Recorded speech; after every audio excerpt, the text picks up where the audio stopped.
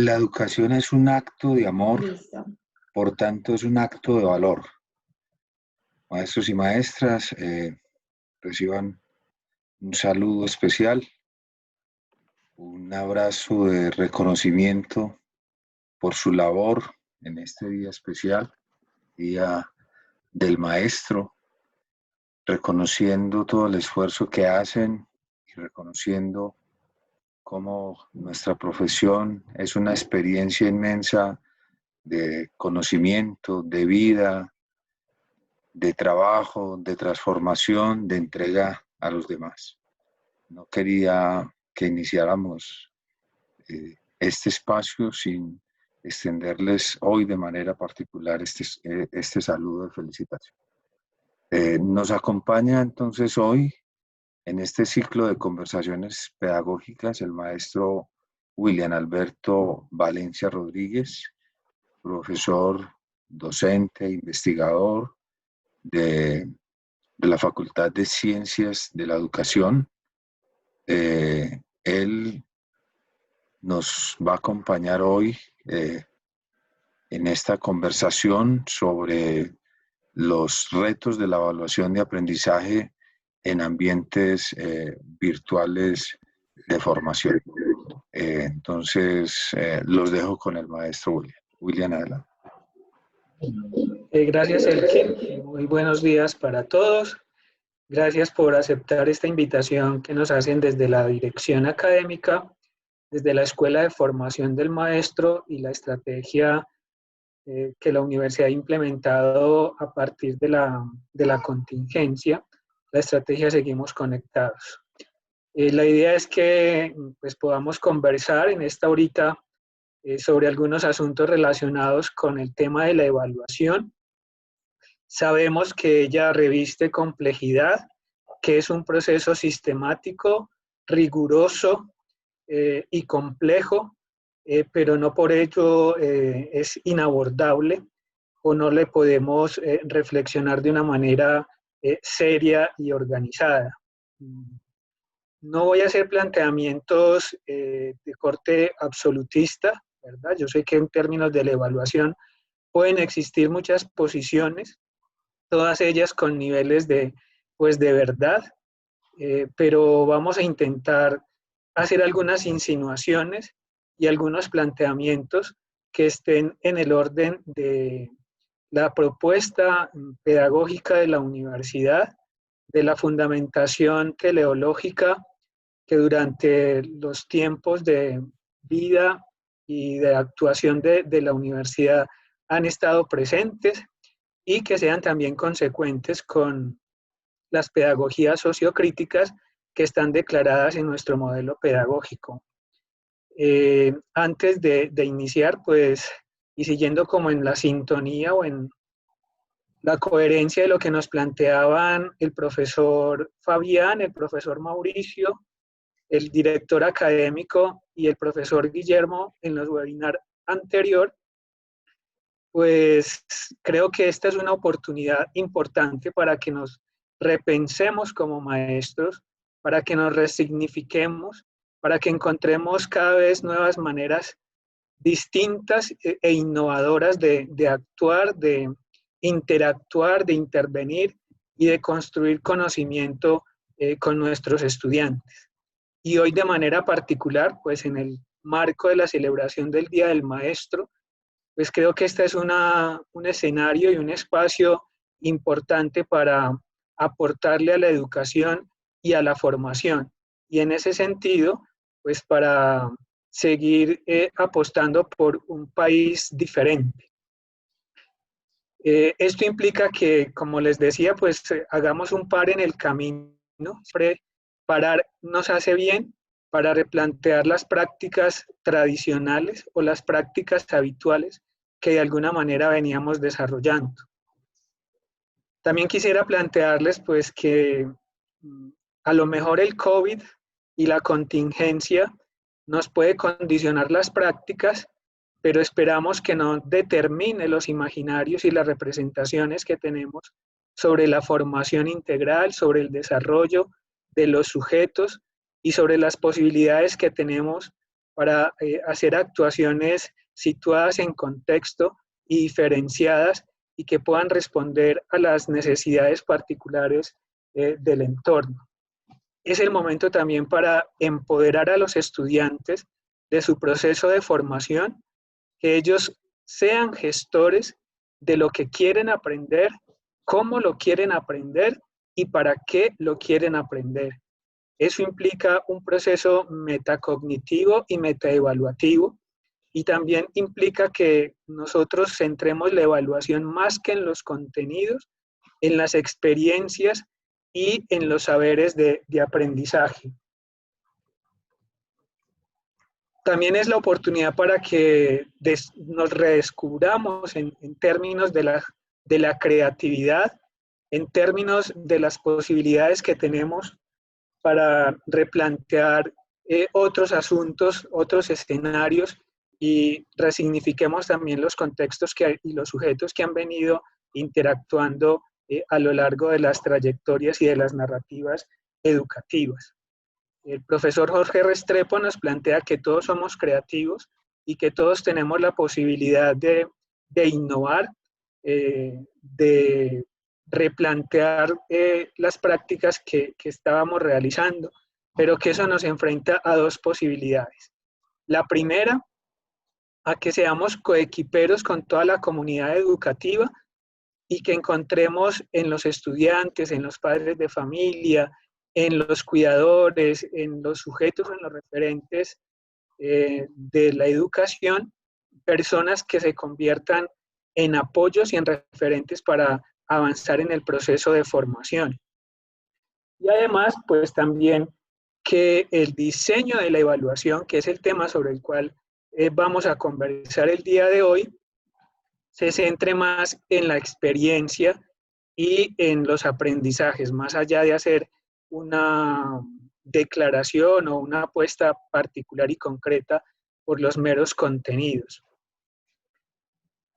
No me cabe la menor duda que todos estamos en la tarea de salir de las zonas de confort que durante muchos años han caracterizado nuestras prácticas, nos ha llevado a preguntarnos sobre cuáles son las maneras más eficientes y eficaces para apalancar el aprendizaje de los estudiantes y para ser consecuentes y coherentes con lo que hemos venido declarando en los documentos maestros respecto de la formación, la cualificación y la certificación de los futuros profesionales.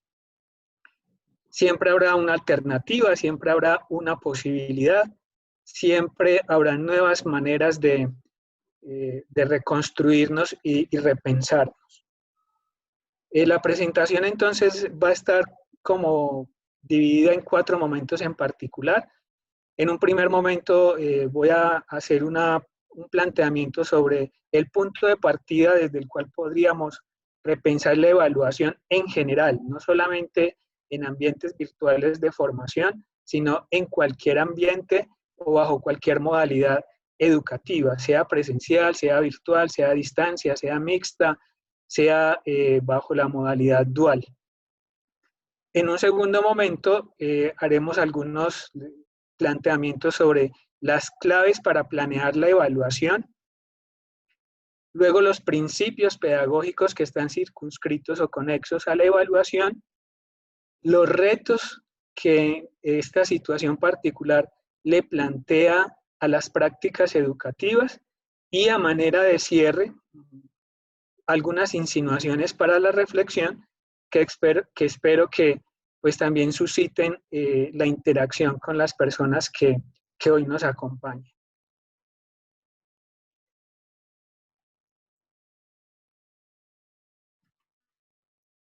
En este orden de ideas, entonces, lo primero que quiero evidenciar con esta imagen o esta diapositiva es que la evaluación implica un proceso de interacción, un proceso de comunicación, un proceso de construcción colectiva y consensuada, un proceso de resignificación de los sujetos, de los saberes y de los contextos.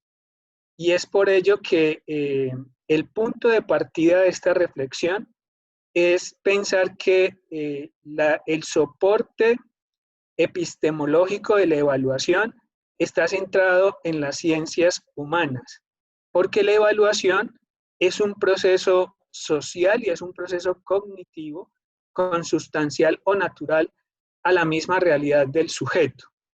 Eso lo aleja o lo dista de algunas posiciones positivistas donde se asume la evaluación como un instrumento o una estrategia para la medición, el control, la clasificación y en el peor de los casos para la exclusión.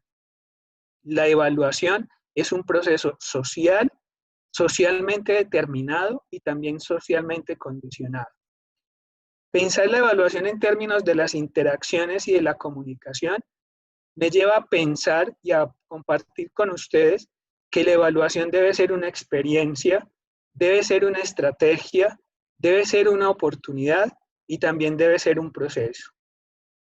Si pensamos la evaluación como una experiencia, es una experiencia para encontrarnos, es una experiencia para la alteridad, es una experiencia para conversar no solamente con los sujetos, sino también para conversar y resignificar las estructuras conceptuales y las estructuras disciplinares.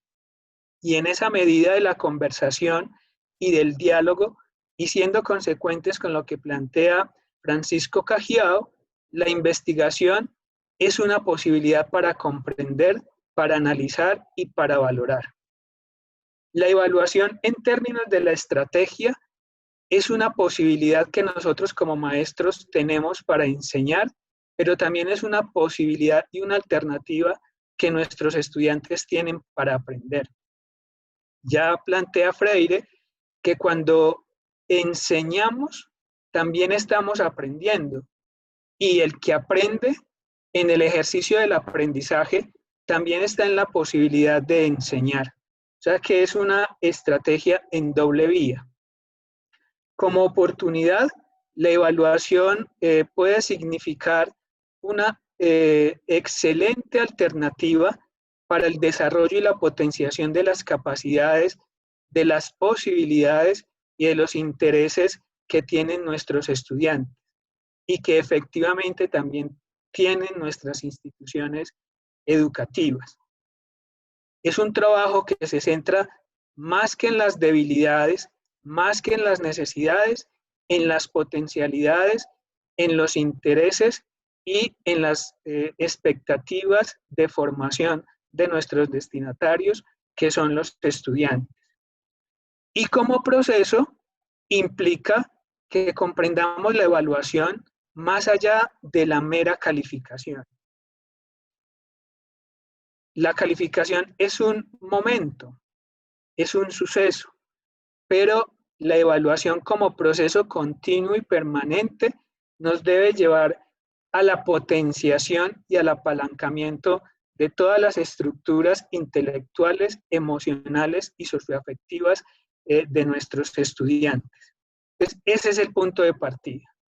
Evaluar como experiencia, evaluar como estrategia, evaluar como oportunidad y hacer una evaluación e incorporar unas prácticas evaluativas como un proceso permanente, como un proceso que no se acaba, como un proceso que siempre nos lleva a encontrar nuevas y mejores maneras para resignificar las experiencias de aprendizaje.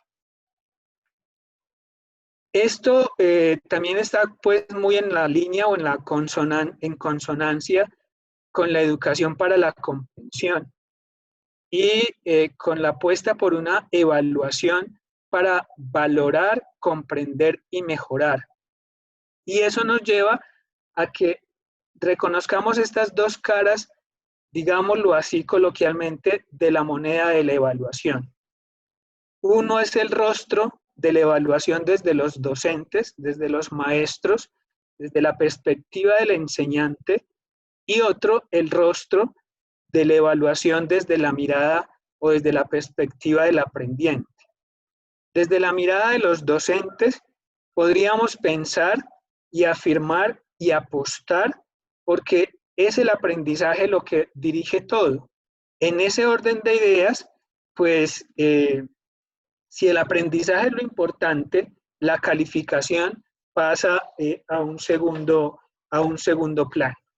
Y en ese sentido es que planteo que entonces la evaluación debería centrarse en 3 elementos particulares. Primero, en detectar los problemas del estudiante, pero y no solamente los problemas, sino también las potencialidades o las capacidades que él tiene y que se pueden poner en juego, se pueden entrecruzar a la hora de la transformación y de la formación.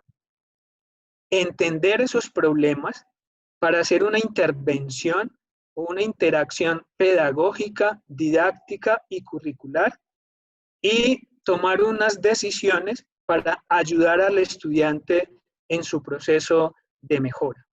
Y esa toma de decisiones nos van a permitir cerrar las brechas que pueden existir en los procesos de aprendizaje. Entonces, no se trata desde la perspectiva del docente de asumir la evaluación como una mera práctica calificativa, como una mera práctica para medir, controlar, comparar, seleccionar, sino como una oportunidad para valorar, comprender y mejorar. Y desde la perspectiva de los estudiantes, que existen 2 posibilidades, según lo que nos plantea Ángel Díaz Barriga,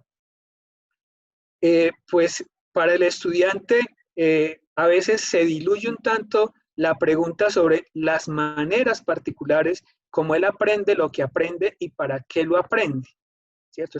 Eso tiene una implicación metacognitiva importante. O sea, no es solamente qué aprendió, sino cómo lo aprendió, cuál fue el proceso cognitivo y que le llevó a incorporar nuevos conocimientos, nuevos saberes, y esos saberes que articuló con las experiencias previas que él tenía, cómo las pone al servicio de las transformaciones y de la adquisición de las competencias que él quiere desarrollar. Y también deberíamos hacer un trabajo conjunto con los estudiantes para, de alguna manera, desinstalarnos de ese imaginario que se puede tener, y es que la máxima calificación implica, en la mayoría de los casos, para ellos, un mayor aprendizaje, o que una mínima calificación implica para ellos un menor aprendizaje. No siempre la nota o la calificación, por ser de 5, significa que él haya adquirido las competencias, los resultados de aprendizaje y unos conocimientos que se correspondan con el nivel de formación en el que él se encuentra. Como tampoco muchas veces, cuando nosotros a la hora de calificar, certificar a los estudiantes, un 3 o un 2 significa que el estudiante no haya aprendido lo que él necesita aprender. Eso entonces en la lógica de la comprensión, en la lógica de asumir la evaluación desde una perspectiva social y desde unas apuestas mucho más activas y mucho más críticas. Esta doble relación entre la mirada del docente o la apuesta evaluativa del docente y la apuesta y las miradas evaluativas de los estudiantes nos hacen pensar que debemos buscar que los estudiantes sepan qué hacer con lo que están aprendiendo. Que ellos tengan la posibilidad de hacer una aplicación concreta de los contenidos, de los procedimientos, de las actitudes y de los asuntos que están relacionados con las interacciones sociales. Además, que evaluar, como les decía al inicio, no debe tener siempre la pretensión de evaluar los contenidos de la disciplina, sino quizás la apuesta debe ser por evaluar los métodos, por evaluar los propósitos de la disciplina, las formas de interacción de esa disciplina con otras disciplinas, con otros profesionales, y no únicamente en un asunto de los contenidos, que suele ser un tanto enciclopedista o de corte acumulativo. Ángel Díaz Barriga también nos plantea que estas dos perspectivas y ubicarnos en la evaluación y en la reflexión de la evaluación desde un componente social nos lleva a reconocer las posibilidades, pero también los retos tecnológicos y las situaciones particulares que en este momento nos presenta la realidad nacional y la realidad mundial. Frente a ellos debemos cambiar, debemos transformar, debemos renovar las prácticas que veníamos desarrollando, porque ni los contenidos, ni los escenarios, ni los sujetos, ni los contextos seguirán siendo los mismos. Debemos sufrir una transformación, y una transformación que la podemos hacer concreta, que la podemos hacer viva y operante, no solamente desde las estrategias, desde las metodologías de enseñanza, sino también desde las estrategias evaluativas. Y por último, y para avanzar en la presentación, Francisco Cajiao nos presenta que hacer este tipo de planteamientos es pensar en que efectivamente los estudiantes aprenden de forma distinta, tienen unos estilos cognitivos diferenciados y por eso la apuesta debería ser por un aprendizaje y una evaluación situada y diferencial y ubicada en un contexto particular. Todos tenemos una forma distinta de aprender, de conocer, que está condicionada y está determinada por elementos o por asuntos de orden endógeno, pero también asuntos exógenos que van marcando como la pauta en la construcción y en la resignificación de los saberes. También que es necesario aprender para la vida, y si es necesario aprender para la vida, es necesario enseñar y evaluar para la vida y para vivir. No puede ser una evaluación de orden punitivo, coercitivo, o asumir una evaluación como un instrumento de poder, sino como un instrumento para la ayuda y para el trabajo conjunto, para el trabajo cooperativo, que le permita a todos los actores involucrados en el proceso avanzar en las resignificaciones y en las transformaciones que tienen como personas y como seres humanos. Por último, de esta parte, pues también plantear que generalmente nosotros a veces tendemos a preguntar sobre lo que el estudiante aprendió y nunca le preguntamos, o casi nunca le preguntamos, por aquello que no aprendió o que decidió no aprender. Porque hay un asunto en términos de la educación y del aprendizaje y es un asunto de la decisión. Yo no puedo pretender aprender todo. Yo elijo y hago una selección de aquello que me interesa y necesito aprender.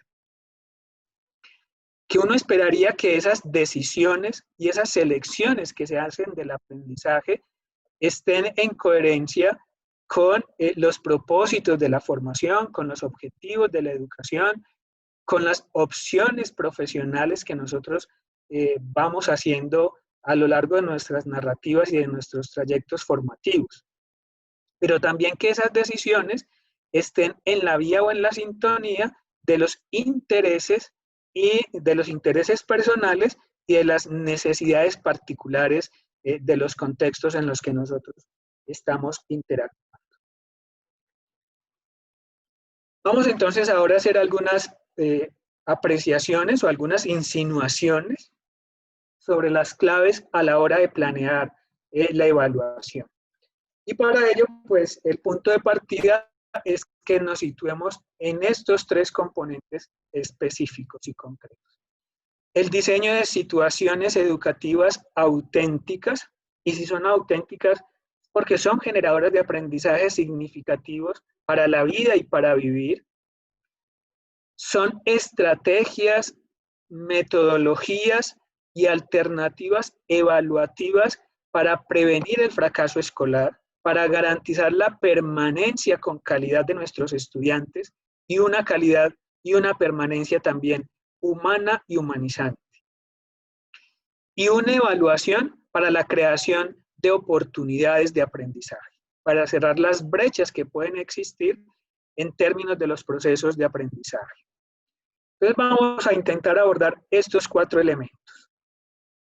Primero, la evaluación para aprender, o la evaluación, una evaluación comprensiva, la concreción de la evaluación, los criterios de la evaluación, la visualización del proceso evaluativo, cómo debemos especificar las técnicas y los instrumentos de evaluación y qué es importante que tengamos en cuenta a la hora de seleccionar una técnica o un instrumento en particular. Y en este asunto de las técnicas y los instrumentos, que también no solamente lo conectemos con lo que nos planteaban la semana pasada sobre la relación que existe entre el acompañamiento directo del docente y el trabajo independiente del estudiante, sino también que hagamos una conexión de esas técnicas y de esos instrumentos con los niveles del conocimiento y con las actividades o con las acciones que pueden hacer los estudiantes dependiendo del nivel en el que ellos se encuentran o se están formando. Y por último, pues empoderar, como les decía, a los estudiantes como protagonistas del proceso. Entonces, ¿qué implica evaluar para aprender, evaluar para la comprensión, evaluar para el análisis, evaluar como una posibilidad para la mejora? Que nos mantengamos en esa diferenciación entre que no es lo mismo evaluar que calificar. La evaluación es un proceso comprensivo, la calificación es un suceso puntual. La evaluación me lleva a reconocer los avances, los logros que tienen los estudiantes, y la calificación, en términos sumativos, está muy centrada en los resultados y en los momentos finales o en las salidas. La idea es que todo el tiempo estemos evaluando, todo el tiempo estemos valorando aquello que los estudiantes aprenden, las formas como lo aprenden y las aplicaciones que hacen de lo aprendido. En ese sentido, estaríamos apostando por una evaluación formativa, una evaluación continua, una evaluación que siempre tiene presente el proceso de realimentación o retroalimentación como alternativa para fijar con mayor contundencia los aprendizajes que se adquieren para la vida y para vivir. Que se haga una evaluación por competencias, y en ese sentido quisiera traer a colación lo que nos plantea Federico Malpica, y es que evaluar la competencia implican acciones particulares como estas. La toma de decisiones inteligentes. Y antes de la toma de una decisión inteligente está la problematización, está la pregunta, está la tematización, si se puede llamar de esa manera, o la problematización de una situación concreta que yo voy a intentar intervenir o resolver. Una decisión inteligente que no es suficiente, la decisión inteligente o para las decisiones inteligentes no basta con tener un cúmulo de información, sino tener la posibilidad de comprender y analizar lo que implica el mismo problema. Pero también implica que avancemos en los procesos de pensamiento divergente, no solamente convergente. Frente a un problema, frente a una situación, frente a un fenómeno, siempre existirán diferentes perspectivas, alternativas, opciones de intervención. Y todas esas alternativas pueden tener un nivel de validez o un nivel de certeza. Y depende de los intereses y de las necesidades que tienen las personas que están intentando intervenir. Pero también la evaluación por competencias o para las competencias implica un trabajo colectivo, nunca un trabajo en solitario. La evaluación, la evidenciación y la puesta en escena de lo que sabemos parte del asunto de asumir el aprendizaje como un asunto colectivo, como un asunto social, desde el aprendizaje y el conocimiento de naturaleza social. Pero la evaluación para la comprensión también tiene que ser desafiante, motivadora y retadora.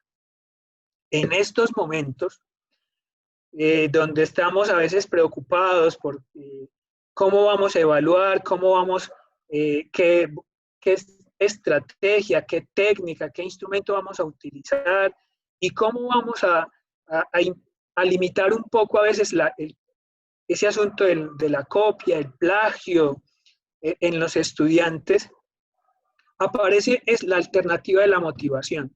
Si nosotros seducimos a los estudiantes, si nosotros los apasionamos, si nosotros los motivamos, esa preocupación por la copia y el plagio se puede desvanecer, porque ellos ya están tan empoderados de su proceso de aprendizaje que no les interesa bajo ninguna circunstancia copiar lo que otros han estructurado o han planteado respecto a una situación o a una condición evaluativa propuesta por los docentes.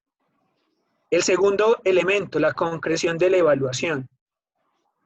Importante que nos hagamos la pregunta, cuando vamos a evaluar, ¿qué queremos evaluar?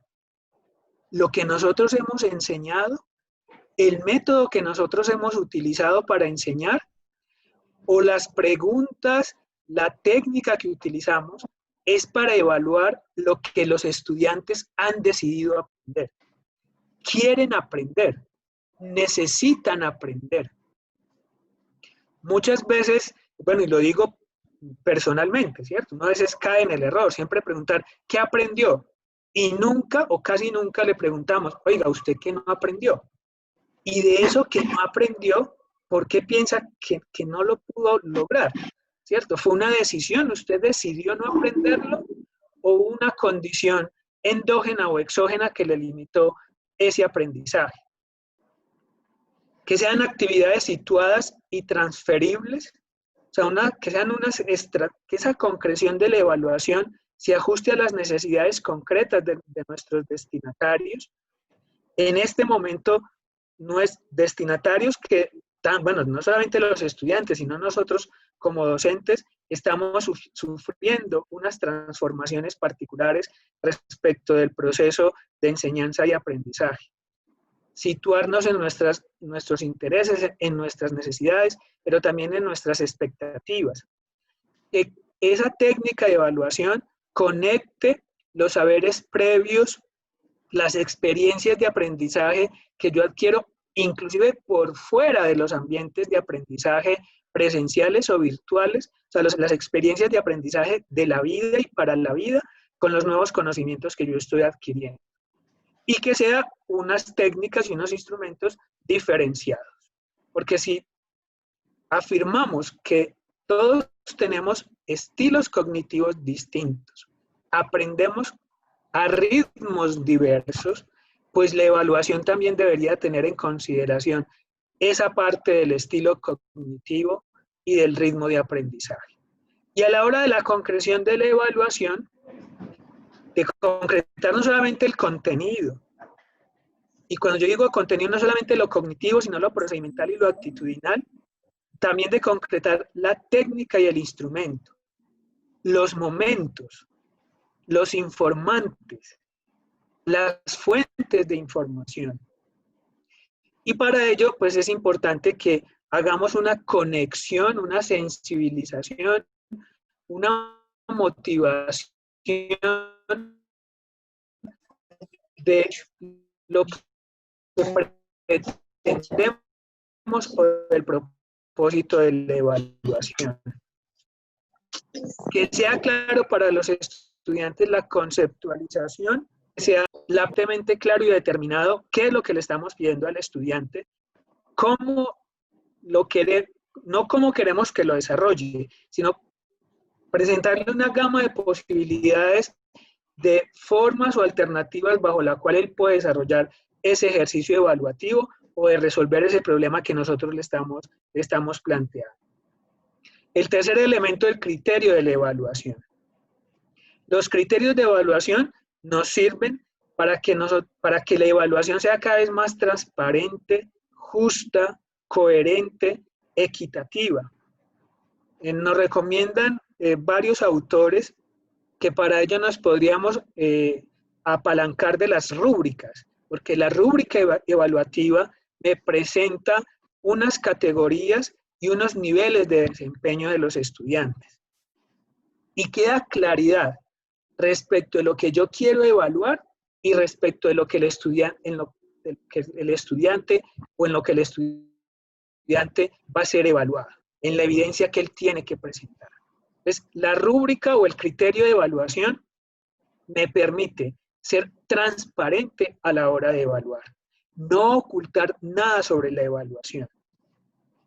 Dice el profesor Giovanni Francesco que en la evaluación no debe haber nada oculto, que todo debe ser conocido, debe ser objeto de conocimiento público, que los criterios deben ser claros y de dominio público a la hora de evaluar. Y cuando nosotros sabemos sobre qué nos van a evaluar, el hecho de prepararnos para la prueba, para enfrentar la prueba, pues eso ya implica un aprendizaje. Esos criterios de evaluación también son una guía para la valoración y para la calificación. A la hora de, pues porque nosotros como maestros tampoco podemos eludir una responsabilidad que tenemos a la hora de certificar unos conocimientos, de promover unos estudiantes y de la cualificación. Es una responsabilidad que tenemos como docentes y una responsabilidad institucional que está circunscrita a la función social de la evaluación y que la comunidad en general confía en que esa certificación, esa calificación y esa promoción da cuenta de la calidad de los aprendizajes y de la calidad de los profesionales que nosotros estamos formando y que le estamos entregando a la sociedad. Pueden existir criterios de extensión, o sea, de cantidad de las cosas que yo quiero evaluar, pero también pueden haber criterios de profundidad, de niveles de dominio, de perfección en las acciones, criterios de aplicación, criterios de contenidos, pero también pueden haber criterios de validez y criterios de confiabilidad. Cuando yo refiero a los criterios de validez, según lo que nos plantea Ángel Díaz Barriga, entonces existen como 4 criterios de validez. Una validez aparente, para mirar si el instrumento que yo estoy diseñando realmente evalúa lo que yo quiero evaluar y el estudiante también necesita, en lo que el estudiante necesita ser evaluado. Una validez de contenido, y es que exista una relación entre lo que yo enseñé y lo que estoy evaluando. No para centrar la evaluación solamente en la metodología de enseñanza, pero si yo nunca enseñé una temática, si no abordamos la reflexión sobre un contenido, pues uno esperaría que esos elementos no aparezcan en la evaluación. También una validez concurrente, o sea, que independiente de la técnica e independiente de los evaluadores, el resultado sea más o menos estable o permanente. Porque muchas veces el resultado de la evaluación cambia dependiendo la técnica o la persona que actúa en calidad de heteroevaluador o quien está pues en este momento calificando. Y una validez predictiva, esto se utiliza más que todo en las pruebas formales, que son aquellas que utilizamos al final de una unidad, de un periodo académico, de un semestre o de la salida de un proceso formativo, sobre todo en las pruebas estandarizadas.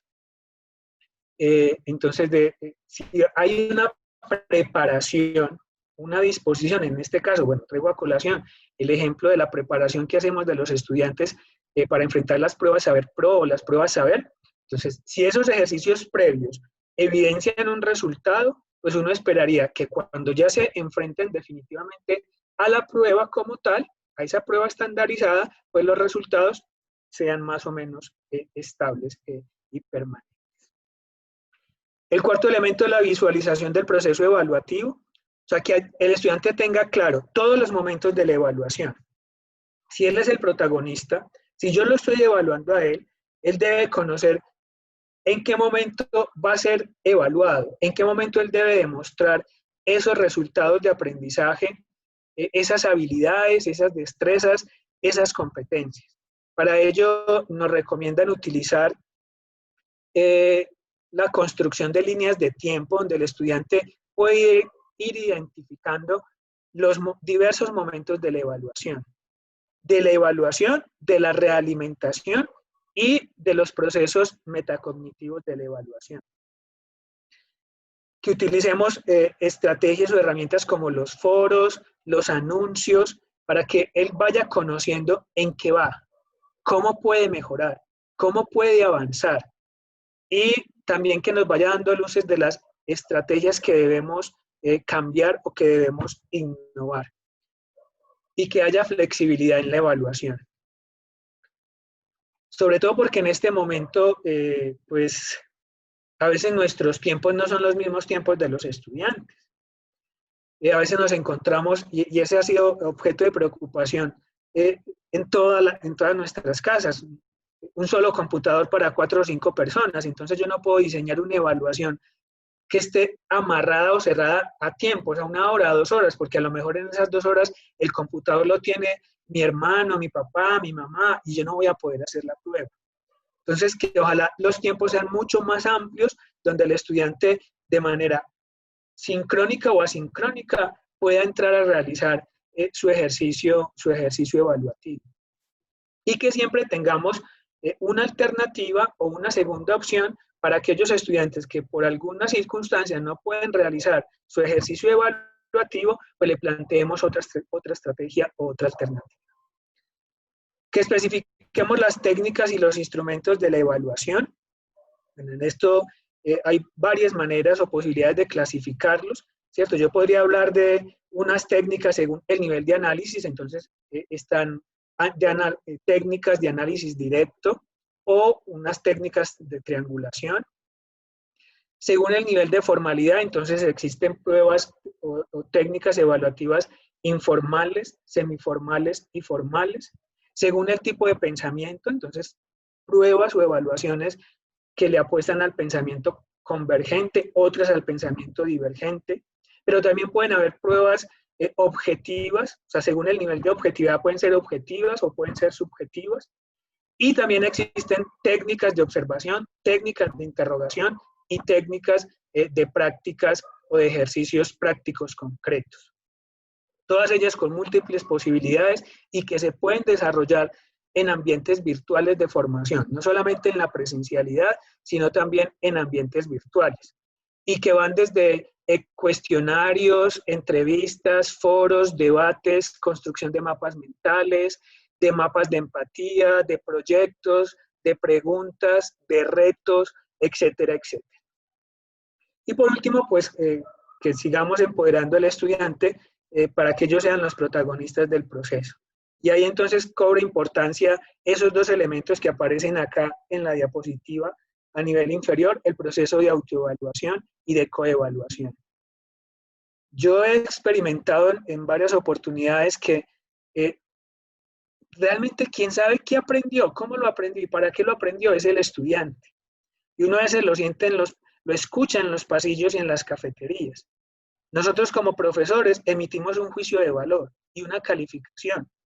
Y en las conversaciones informales de ellos empiezan a emerger asuntos como estos. Mi nota no alcanzaba para eso, o sea, porque realmente no, ese no es mi nivel de comprensión, o ese no es mi nivel de aplicación. Entonces, por eso la autoevaluación es importante, porque lo estoy empoderando a él y también le estoy diciendo, usted tiene la posibilidad de valorar qué tanto aprendió y cómo lo aprendió. La evaluación entre iguales, pero sin desconocer la responsabilidad que nosotros tenemos a la hora de certificar, calificar y promover, porque esa es una responsabilidad nuestra. Con esta diapositiva, pues bueno, no me voy a detener ahí, solamente es para mostrarles que además de, sí es muy importante, esa relación que vamos a hacer entre el trabajo independiente y el acompañamiento directo del docente. Y eso para ponerlo a conversar con los créditos académicos, no como una unidad de medida, sino como una unidad de valoración. Pero también es muy importante que las actividades de evaluación estén en consonancia o en sintonía con lo que el Sistema Nacional de Cualificaciones y el Marco Nacional de Cualificaciones nos presenta sobre los niveles del conocimiento, que depende del nivel educativo en el que yo me encuentre, ¿cierto? O sea, ¿qué quiero decir con esto? Pues que si yo estoy en la básica primaria, pues los conocimientos van a ser generales, pero van a seguir aumentando de manera exponencial. Y paso de conocimientos básicos a generales, específicos. Después, entonces, si estoy ya en ciclos profesionales, a conocimientos muy especializados. Y por último, en los procesos de formación doctoral, a conocimientos de frontera o conocimientos súper especializados. Pero también que la actividad que yo ponga y el número de actividades que yo asigne para evaluar los aprendizajes del estudiante también tengan una relación directa con las actividades que le voy a pedir al estudiante. Esas actividades que pueden ir desde actividades muy operativas hasta actividades muy ejecutivas de dirección o de innovación. O sea, aumenta la complejidad de la tarea a nivel que avanzo en el proceso de formación. Entonces, en ese orden de ideas también debería estar planteada la evaluación, la técnica y el instrumento. Pero también aumenta el nivel de responsabilidad y el nivel de autonomía. En procesos de formación técnica, que son asuntos, las acciones son mucho más operativas, son mucho más mecánicas, son mucho más repetitivas, el nivel de autonomía que tiene el estudiante y de responsabilidad también es limitado. Necesita más acompañamiento, necesita de mayor presencia del docente a la hora de desarrollar la tarea. Mientras que en procesos o en niveles avanzados, pues el nivel de autonomía y responsabilidad es mucho mayor, porque hay mayor posibilidad para innovar, para crear, para investigar y para transformar. Y también cambian los contextos. Cambia, mientras en los niveles técnicos o en los niveles iniciales, los contextos son conocidos, son determinados, son específicos. En la educación superior, sea profesional o posgraduada, pues los contextos son impredecibles y son inciertos. Con esto finalizo con una idea. Puede que yo le ponga a un estudiante una sola actividad, pero esa sola actividad desborda la complejidad de la acción, el nivel de responsabilidad, el nivel de autonomía y la posibilidad de actuación en un contexto. Una sola, que desbordó el nivel educativo y desbordó también el nivel del conocimiento y la calidad de la acción. O puede que suceda lo contrario, que un estudiante de pregrado, de especialización, de maestría o de doctorado, yo le ponga 10 o 20 actividades que no se corresponden con su nivel de conocimiento y con su nivel de producción, y que están más atados o amarrados a acciones o a tareas de orden operativo y de orden ejecutivo, cuando él ya tiene que estar más en orden de acciones de dirección y de innovación. Algunas claves para planear la evaluación, o sea, que haya una compensación entre lo que planeamos y lo que evaluamos, como una estrategia para evidenciar los resultados de aprendizaje, ¿cierto? La planeación nos permite hacer una organización anticipada, el diseño y prototipado de actividades, determinar algunos factores como tiempos, espacios, contenidos, experiencias, características, necesidades y materiales, armonizar los estilos pedagógicos y curriculares, no solamente del maestro, sino también el estilo pedagógico y el estilo curricular del programa, de la institución, de la universidad. Y a la hora de evaluar, pues de planear la evaluación, estamos identificando, valorando y haciendo una discriminación de los logros, de los resultados, de las competencias, haciendo ajustes en términos pedagógicos, en términos didácticos, haciendo unas intervenciones permanentes sobre el proceso de enseñanza y el proceso de aprendizaje para mejorar, comprender y valorar. Y pues el hecho de planear la evaluación también nos lleva a la resignificación de las prácticas docentes y evaluativas. Para ello es importante que tengamos los 3 momentos de la evaluación: una evaluación inicial, una evaluación del proceso y una evaluación final. En la evaluación inicial podríamos hacer diagnósticos, caracterización de nuestros estudiantes, diagnósticos para saber en qué nivel del conocimiento se encuentran nuestros estudiantes, caracterización para reconocer los estilos cognitivos y los ritmos de aprendizaje y esos elementos que Feuerstein plantea como elementos endógenos y exógenos que implican la modificabilidad cognitiva del estudiante, y para hacer la planeación didáctica y la planeación en el acompañamiento de los estudiantes. La evaluación del proceso, que sea una evaluación formativa, constante, que esté más centrado en términos cualitativos, no en términos cuantitativos o sumativos, sino en términos formativos, que nos permita valorar el proceso de enseñanza y que también identifiquemos los avances y los logros que los estudiantes van construyendo y evidenciando a lo largo de su narrativa y de su trayectoria educativa. Y una evaluación o una fase final, que es mucho más sumativa, cuantitativa, porque efectivamente hay que dar cuenta de los conocimientos que adquiere, las habilidades, las destrezas y las capacidades que adquiere el estudiante después de un proceso de formación, y eso nos lleva a la cualificación y a la formación. Algunos principios pedagógicos para tener en cuenta a la hora de evaluar en ambientes virtuales o en otro tipo de ambientes: que ubiquemos al estudiante y su aprendizaje en el centro del proceso. O sea, él es el protagonista y la educación permite que él desarrolle habilidades no solamente intelectuales, sino emocionales. Entonces, la apuesta nuestra es por no solamente evaluar los contenidos, sino también evaluar y acompañar esas capacidades y esas posibilidades emocionales y socioafectivas de nuestros estudiantes. Que evaluemos lo cognitivo, pero también lo procedimental, lo actitudinal, lo ético, lo estético, lo político. Y ahí ya cambia la perspectiva en los resultados de la evaluación y en las técnicas que estamos aplicando.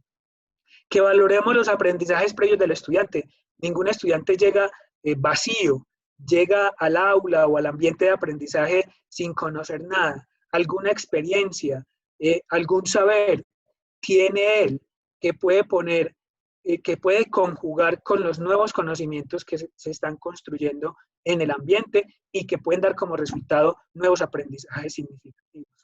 Que ofrezcamos un acompañamiento permanente de los estudiantes. Eso garantiza que se fije con mayor contundencia el aprendizaje. Que le demos, o sea, entre más oportunidades tenga el estudiante de mostrar lo que aprende, cómo lo aprende y para qué lo aprende, estamos garantizando un aprendizaje significativo. A veces con una sola prueba no es suficiente. O a veces mientras una persona lo puede mostrar con una sola prueba, pues otra necesita de 2, 3, 4 pruebas o que se hagan en diferentes ambientes y escenarios. Conocer los intereses de los estudiantes, porque efectivamente eso hace que apostemos por una educación pertinente y una educación para resolver problemas concretos de la vida. Que motivemos, estimulemos a los estudiantes, que generemos en ellos la confianza para que ellos estén en la disposición de demostrar todos aquellos aprendizajes que han adquirido, y que tengamos en cuenta variables del estudiante, variables de la tarea y también variables de la estrategia metodológica que vamos a utilizar como condicionantes y determinantes a la hora de estimular el trabajo y los resultados de aprendizaje de los estudiantes.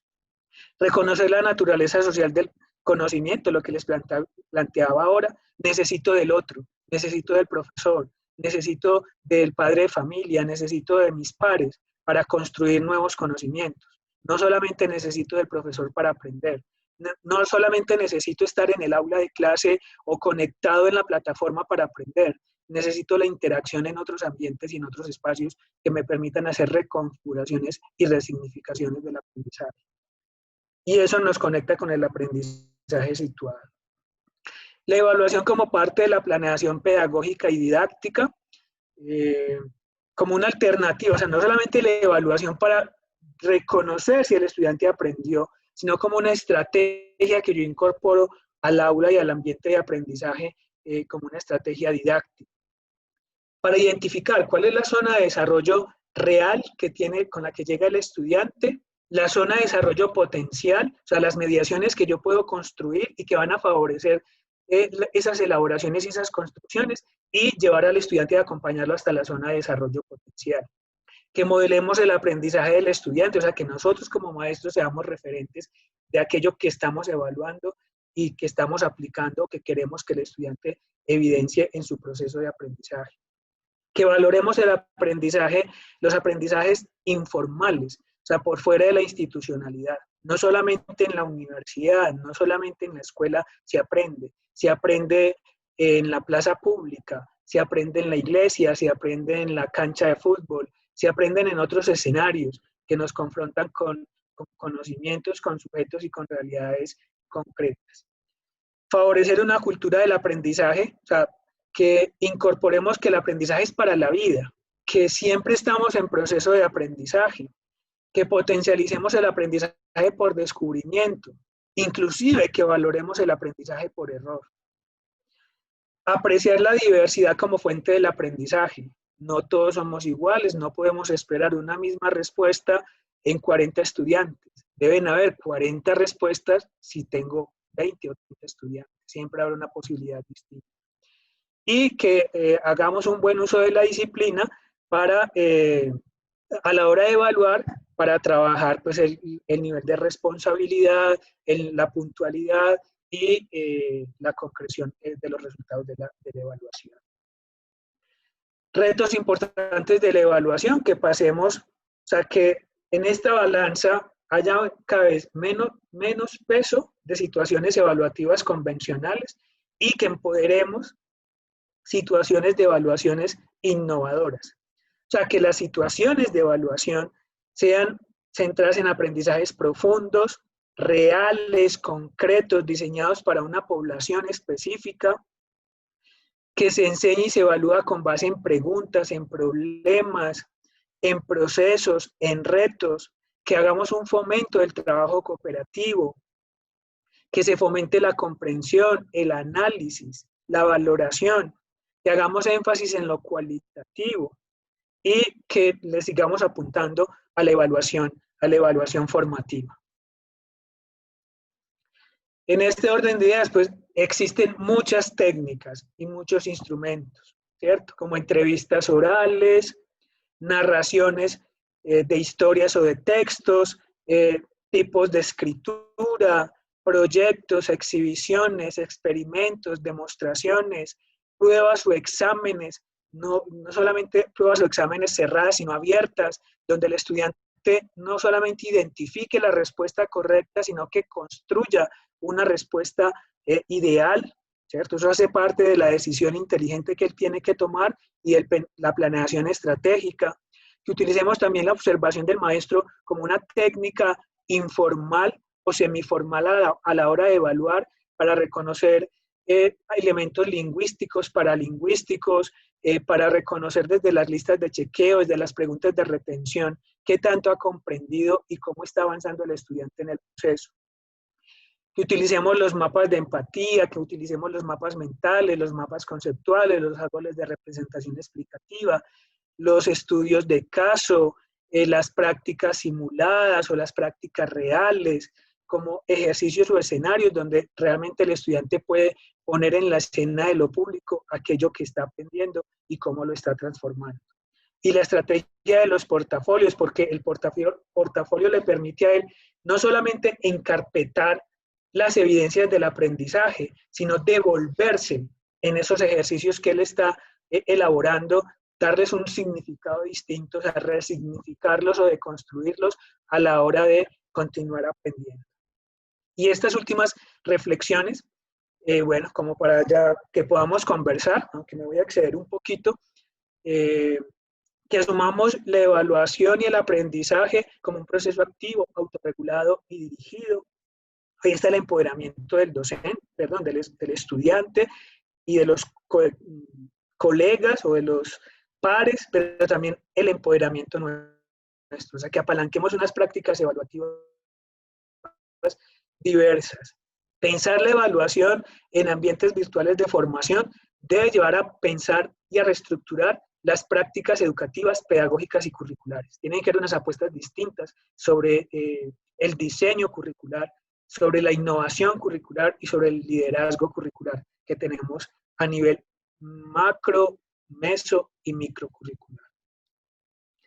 La evaluación, más que una estrategia punitiva y coercitiva, o sea, como una herramienta de control, debe ser una experiencia formativa para el desarrollo de los aprendizajes significativos. Respecto al aprendizaje situado, no solamente que reconozcamos los saberes previos del estudiante y la aplicación que él hace de ellos, sino como nos plantea Ángel Díaz Barriga, que sean ejercicios y prácticas contextualizadas y situadas y que sean culturalmente significativas. O como nos dice Vaquero y Miguel de Subiría Samper, que sean estrategias y metodologías para potencializar el pensamiento, el sentimiento y la actuación de nuestros estudiantes. Que sea un aprendizaje socioemocional o unas evaluaciones que también incluyan la parte socioafectiva y emocional, que se potencialice y se desarrolle la concienciación, la responsabilidad por el otro, el acompañamiento, que no solamente hago yo como maestro, sino que también hacen los estudiantes entre ellos mismos para poder seguir aprendiendo a lo largo de la vida. Que incluyamos variadas técnicas e instrumentos para evaluar y para valorar, que los criterios de la evaluación sean coherentes, precisos, claros y de dominio público, nada escondido, ¿cierto? Entre todo sea más claro y más transparente, los resultados de la evaluación pueden ser mucho más confiables y además pueden representar mayores oportunidades para continuar aprendiendo. Que asumamos la evaluación como una oportunidad para el diálogo, el análisis, la comprensión y la valoración, o sea, para seguir creciendo juntos y con el apoyo de los que tenemos al lado. Que apalanquemos otras prácticas evaluativas que a veces en la modalidad convencional o tradicional no es tan evidente. Y por último, pues esta frase, y es que pues el cambio del entorno no cambia los retos fundamentales de la educación. Lo que cambian son los medios y en alguna medida las estrategias que estamos utilizando para evaluar y para acompañar a los estudiantes. A que conectemos la evaluación con los propósitos, o sea, con los propósitos de la evaluación y con los fines de la evaluación. Cambia el escenario, pero no cambia el propósito, que es el acceso al conocimiento, a la cultura, a la ciencia, a la técnica y a la finalidad, que es el desarrollo integral de los sujetos. Bueno, la evaluación más que una acción, una cuestión ética, un asunto de corresponsabilidad. Con esta frase quería cerrar mi presentación. Ya entonces la idea es que nos escuchemos un poco, pueden ser unos 10 minuticos para que, no sé si hay preguntas o algunas reflexiones o aportes que puedan enriquecer a la discusión. William, gracias. Sí, yo plantearía quizás una o dos intervenciones porque ya estamos sobre el tiempo para ser respetuosos también como con el espacio. También insistir que cuando nosotros planteamos este espacio como una conversación, la idea también es que no solo se reduzca a este espacio de esta horita, sino que las insinuaciones, las reflexiones, los planteamientos que aquí se dan, en este caso con el apoyo del profesor William, pues se extiendan a conversaciones entre colegas, entre amigos, en los comités curriculares, en los comités de programa. De manera que si una o dos personas quieren hacer algún comentario, o si no también para que vamos cerrando en respeto de los tiempos que habíamos acordado. Yo quiero expresar como un agradecimiento por los aportes que permiten unas bases para avanzar, como bien lo dice Elkin, en el debate que ya se había iniciado en el escenario del comité de currículum. Estábamos justamente necesitando como unos elementos claves sobre los cuales hablemos en el marco institucional. También estuve antes en una orientación sobre la evaluación y creo que es un tema bastante importante que debemos reflexionar. Sobre todo, quiero dejar como esa iniciativa que plantea Elkin, es de seguirlo trabajando al interior de los otros colectivos en clave de ser coherentes con la apuesta de hacer evaluación en la perspectiva crítica. Y creo que ha sido muy aportante en esa lógica que habíamos querido como iniciar en el comité de currículo y que ahora tenemos como un elemento clave con este proceso. Solamente quería agradecer e invitar a continuar en el debate, en especial a ser coherentes con ese compromiso que hemos asumido de trabajar desde la perspectiva crítica. Gracias, Blanca. Vamos a darle la palabra a Juan Álvaro. Beatriz también nos había levantado la mano y Margarita Ramírez, y terminamos con ellos tres entonces. Juan, adelante. Sí, buenos días, ya tardes. Un saludo, maestros, maestras, felicitarlos también como en este día, felicitarnos y agradecerle a William las reflexiones que nos propone. Creo que me queda pues como una idea potente, y es que pensar la evaluación y construir como la evaluación nos implica pensar y reflexionar, digamos que todo el componente didáctico.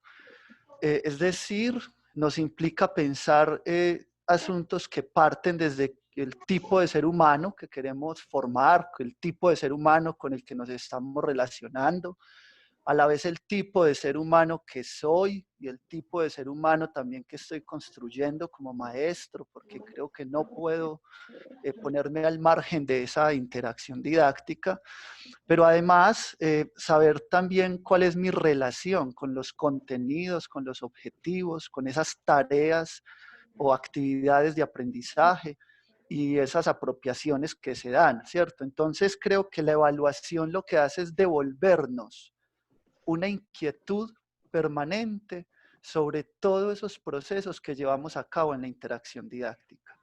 Y creo entonces que, o sea, la evaluación lo que nos devuelve es un reto. En ese ejercicio también pues compartirles que existe una pretensión de parte de nosotros los maestros, y creo que acá hay un reto fuerte, una pretensión que está en el hecho de que cuando planeo algo para enseñarlo, tendemos a asumir que el otro aprende lo que yo creo que estoy enseñando, ¿sí? Es una pretensión que tenemos, el otro aprende lo que yo considero que le estoy enseñando. Y esa relación pues no es una relación mecánica ni una relación que ya está dada. Siempre se nos tiene que devolver a nosotros la pregunta.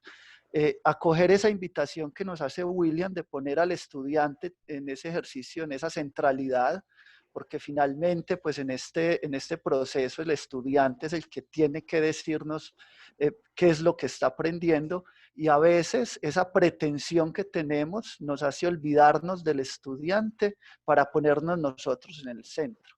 Y parte de esto es también como ese ejercicio de poder que tiende a encarnar la evaluación centrado en la nota. Entonces creo que quedan ahí como unas inquietudes muy potentes por llevar también en la invitación que nos hace William, la profe Blancanelli, a las conversaciones con los otros colectivos y repensar no solo la evaluación, sino el proceso de formación que llevamos a cabo con los estudiantes. Reitero mis agradecimientos y un abrazo fraterno, maestros y maestras. Gracias. Quisiera decir alguna, Juan, perdón. William, te voy a hacer dos preguntas que están en el chat para que hagas un cierre, porque ya son las 12:11. Sí. Entonces, Edison Murillo, para que también un poco pueda cerrar, pregunta cuáles podrían ser las nuevas motivaciones a los aprendices para lograr estos empoderamientos educativos. Y también Beatriz Arcila está no solo agradeciendo como otros participantes, sino que quisiera indagar sobre propuestas que se han presentado por diferentes medios para pasar a una evaluación cualitativa. ¿Cuál es el alcance y las implicaciones? Entonces, William, con toda confianza, pues retomar de pronto estas inquietudes finales y dar cierre ya al evento. No sin antes, para yo no volver a intervenir, agradecerles, felicitarlos nuevamente en este día y contarles que queremos mantener este espacio los viernes a las 11 de la mañana. Dios mediante, el próximo viernes vamos a hablar de lo que ha sido un poco, sobre todo el tema de la investigación, estrategias, apoyos en el tema de investigación formativa e investigación propiamente dicha en estos ambientes virtuales de aprendizaje, y queremos posterior a eso que ya tengan ustedes también la voz, y quisiéramos pasar luego a una serie de webinars donde los queremos oír a ustedes con sus experiencias, con lo que están viviendo en este marco. William, ya con esta información te pido entonces retomes un comentario final y des por cierre al webinar. Muchas gracias. Ok. Bueno, pues solamente, como dice Elkin, la manera de cierre y retomando un poco lo que planteaba el profesor Juan Álvaro, sí, la evaluación debe apostar por una resignificación en las estrategias didácticas y no perder de vista un asunto, que con los resultados de la evaluación no solamente evidenciamos qué aprendió el estudiante, cómo lo aprendió y para qué lo aprendió, sino también que es un reflejo de las estrategias, de las apuestas que tiene el maestro, pero que también tiene la institución y que tiene el sistema evaluativo. Yo a veces le digo a los estudiantes, mire, cuando ganan los estudiantes, en el buen sentido de la palabra, ganamos todos. Y cuando pierden los estudiantes, pierde todo el sistema. Y hay un fracaso en todo el sistema. Y hay una fractura generalizada al interior del sistema y del ecosistema evaluativo. Y eso nos tiene que llevar a replantear desde la evaluación las estrategias pedagógicas, didácticas y evaluativas. Y por eso la evaluación nunca debe ser punto de llegada, sino siempre un punto de partida.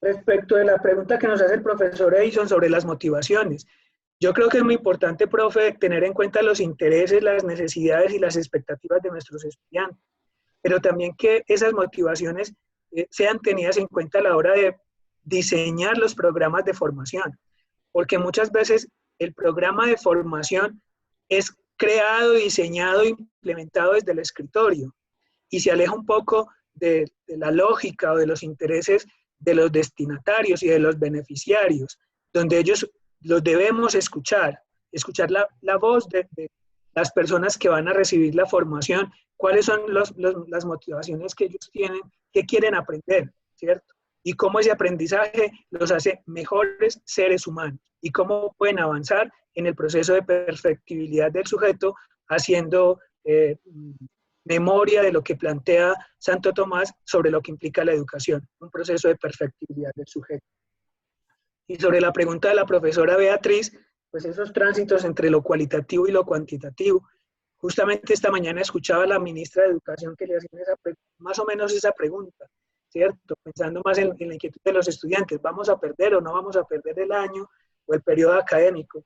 Y creo que la apuesta es clara, y es que todos los esfuerzos estén centrados y concentrados en cerrar las brechas en el aprendizaje, en que más allá de estar preocupados e inquietos por la nota, estemos preocupados y con todo el interés, con toda la entereza para disponer todo lo que sea necesario y que le permita a los estudiantes aprender y aprender de manera significativa.